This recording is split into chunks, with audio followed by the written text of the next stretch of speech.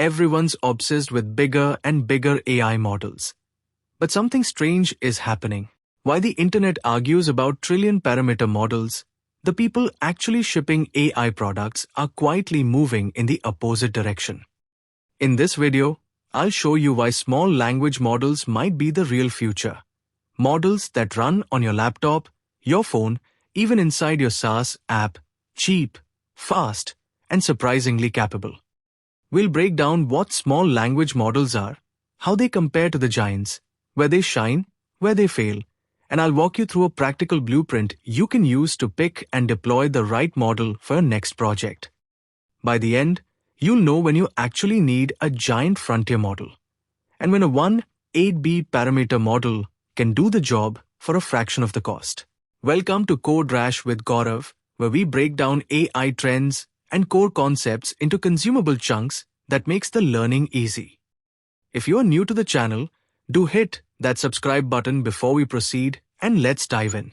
What are small language models? When I say small language models, I'm usually talking about models in roughly the 1B to 15B parameter range, sometimes even smaller, compared to the 70B, 175B, 500B plus monsters that get all the headlines. Think of it like cars. Huge trucks can carry more, but most people just need a compact car that's cheap, easy to maintain, and fits in normal parking spots. The first big AI wave was, make the model bigger, get better results. That still works, but it's insanely expensive. Now we're in a second wave. Instead of just scaling up, we're scaling smart, better architectures, better training data, better fine-tuning, better inference tricks, and that allows smaller models to punch way above their size. You'll hear terms like base model, instruction-tuned, chat-tuned, domain-specific fine-tuned. Small models can be any of these. Their size is about parameters, not whether they can chat. Okay, definition is nice, but why are so many companies shifting to small models in real products? Reason 1, cost and latency. Big models are like renting a supercomputer for every user prompt. Great quality, terrible margins.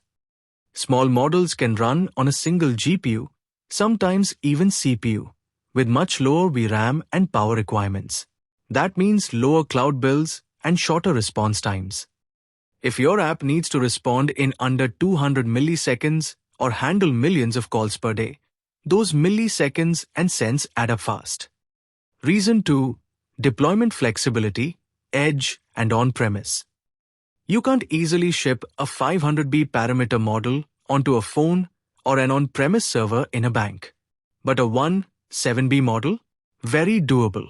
This unlocks offline features, privacy-preserving flows, and compliance-friendly deployments. For many enterprises, that's the difference between cool demo and production system. Reason 3, privacy and data control. With a small model, you can actually own the weights, or at least run them entirely in your environment. That means customer data never leaves your VPC, you can add your own guardrails, and you're not sending sensitive info to a third-party vendor for every single request. Reason 4, specialization beats generality for many tasks. A huge general-purpose model is like a genius that knows everything, but you're paying that genius to do simple, repetitive tasks. A small, fine-tuned model is more like a narrow specialist. It might not write poetry in 10 languages, but it can be ridiculously good at 1 or 2 workflows: customer support, code review for a specific stack, contract analysis in one domain. So small models sound attractive.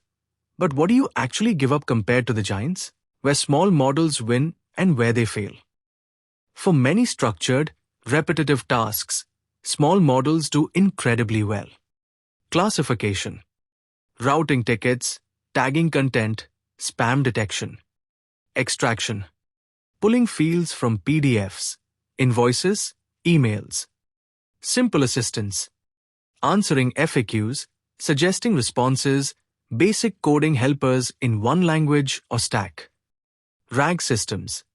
When you give them the right context, small models often need less intelligence and more reliability.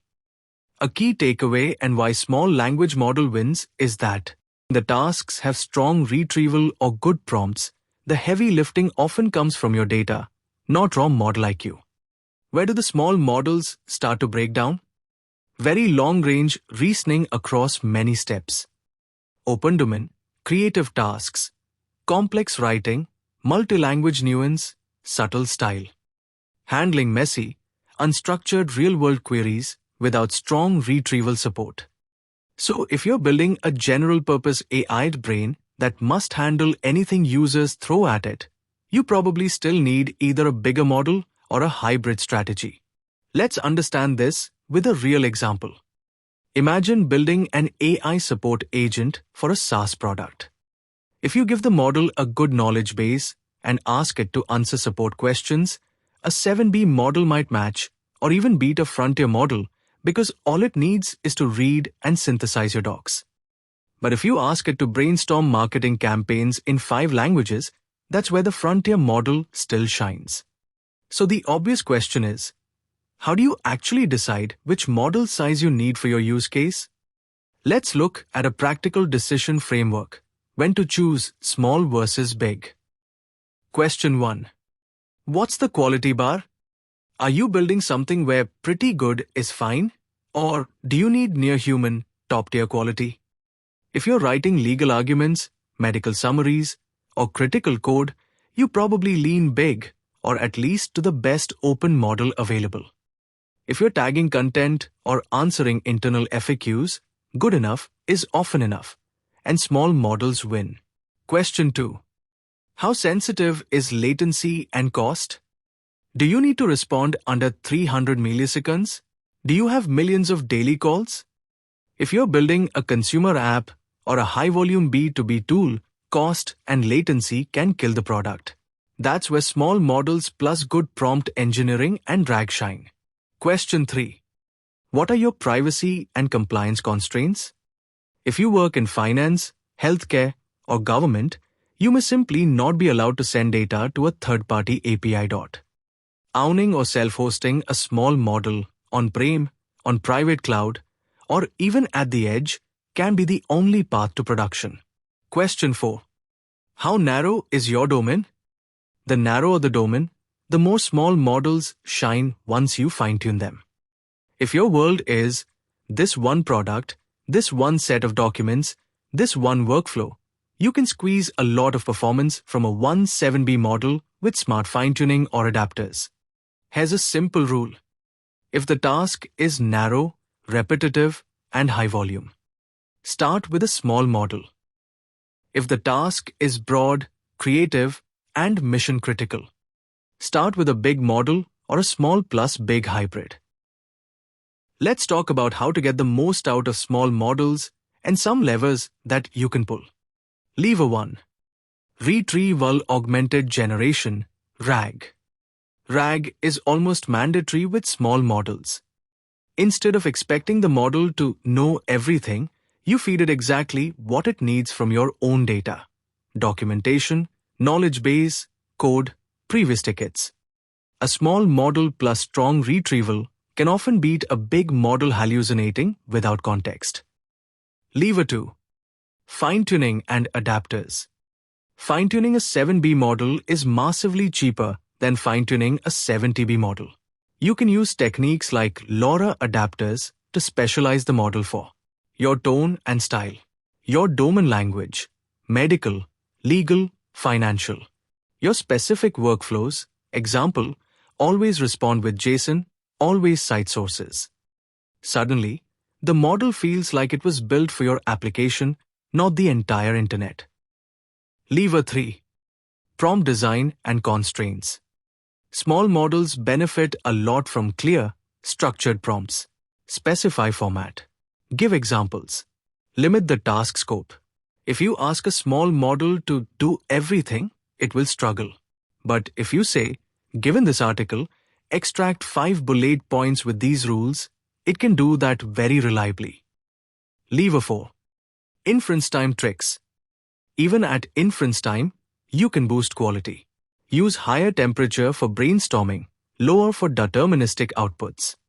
Use a bit of thinking time chain of thought, multi-step prompts, when latency allows. You don't have to retrain the model to squeeze extra performance.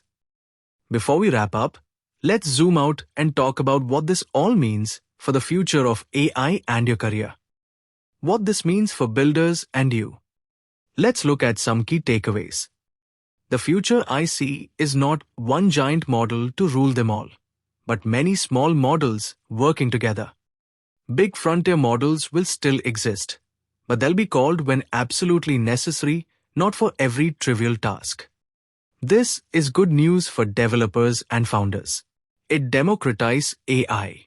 You don't need a billion-dollar budget to build powerful AI features. You can experiment, self-host, and customize more than ever before. And you can design systems that are cost-efficient and high quality. Tell me what you're building. Are you more interested in small self-hosted models? Or do you still prefer just calling the biggest model APIs? If this helped you think more clearly about model choice, hit like, subscribe, and share this with a teammate who's still throwing giant models at every problem. And that is a wrap on this video. I hope you have enjoyed this one. During the beginning of this year, we covered a lot of topics in brief about what are going to be the trends about AI during the whole of 2026. So this video was a part of that series where we talked about small language models. If you have already started using small language models in your projects and you have been shipping those models into production, let's discuss about those in the comments. And if you have not started yet, this is the time to start, and you can start learning about small language models and how to deploy those because it doesn't take a lot of infra. I hope you are enjoying this series. I'll see you in the next video. Till then, have a good one and bye bye.